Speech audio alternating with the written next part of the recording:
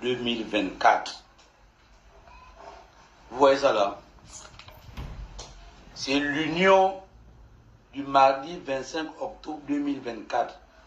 Enquête et reportage, contrat de bail. Pourquoi cette inertie autour de l'affaire Ikaba? Donc, c'est un compatriote gabonais vivant sur le territoire national gabonais qui a eu un contrat de bail avec l'ambassade ou le consul du Gabon, du Bénin au Gabon. Est-ce que vous comprenez bien? Un retraité qui a pris sa maison, qu'il a construit avec ses moyens, qu'il a mis à la disposition du consulat ou de l'ambassade du Bénin au Gabon. Ces derniers ont eu un contrat en bonne et due forme. Ça fait pratiquement combien d'années ce dernier n'arrive pas à rentrer en possession de son argent? Il a saisi le tribunal de Libreville. Le tribunal s'est déclaré incompétent. On lui a demandé de se rapprocher des affaires étrangères. Il a écrit aux affaires étrangères. Les mois, les années, jusqu'à aujourd'hui, pas de solution. Et je pense que c'est depuis le ministre des Affaires étrangères qui est décédé là. Et le nouveau qui vient d'arriver aujourd'hui là connaît plus ou moins cette affaire-là. Le dossier est sur sa table. Toujours pas de solution. Il a écrit au Sénat, pas de solution.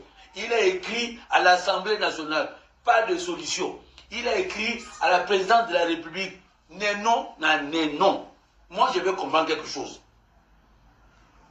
Notre compatriote Gervais Ango vit une situation difficile du côté du Sénégal.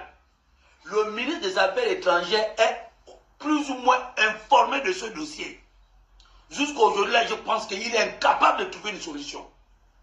Et voilà encore une autre affaire, un Gabonais retraité qui vit de sa retraite, donc de cette maison. Le dossier est sur la table du ministre des Affaires étrangères. Toujours pas de solution. Alors, si vous voyez ce dernier venir nous trouver, pour que ça soit diffusé dans les réseaux sociaux, parce qu'il a né rend-bol et il est fatigué. On a l'impression que l'administration gabonaise ne protège pas les Gabonais quand ils sont en difficulté hors du pays ou dans le pays avec d'autres pays.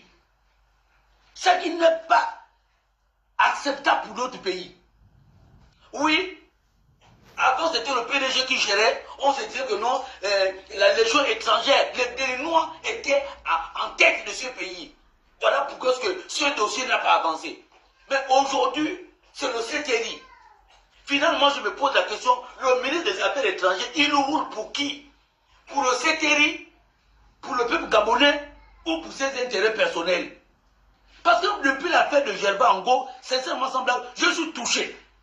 Parce que Gervais Ango ne peut pas vivre cette situation-là du côté du Sénégal, sachant bien qu'ici au Gabon, les Sénégalais vivent tranquillement. Voici un Gabonais qui allait investir chez eux, on lui met les bâtons dans les roues de partout. Même à le traîner dans les tribunaux, dans les commissariats. Mais ici, les Sénégalais vivent en l'aise, tranquillement, tranquille. C'est comme s'ils étaient dans leur pays. On ne les emmerde pas. Mais et pourtant, il faut les affaires ici. L'État gabonais ne les emmerde pas. Et Gervais Ango est emmerdé jusqu'à aujourd'hui. Voilà encore un autre compatriote gabonais que l'ambassade ou le consulat du Bénin est en train d'emmerder dans son propre pays. Et le ministre des Affaires étrangères n'arrive pas à trouver des solutions. Le bureau est sur sa table.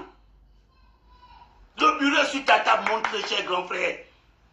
Tu attends quoi pour trouver les solutions? On vous met là, c'est pour trouver les solutions au peuple gabonais. C'est pas seulement pour vos salaires.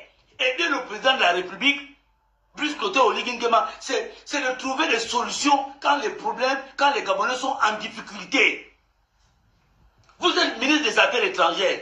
Le dossier de Gervais Ango, on ne parle pas à la télé. On n'explique pas. Là, c'est un autre dossier face à l'ambassade. Il a fait toutes les démarches. Il est épuisé. Il est fatigué. Obligé de venir voir les activistes comme nous. Les journalistes, les journaleux de la une n'en parlent même pas. Ça, c'est des choses qu'on fait des émissions, des débats dessus. C'est inacceptable que ce père de famille retraité arrive à vivre la misère dans son propre pays, avec son propre bien qu'il a construit, qu'il a déposé à la disposition d'une ambassade, donc c'est d'un pays. Seul lui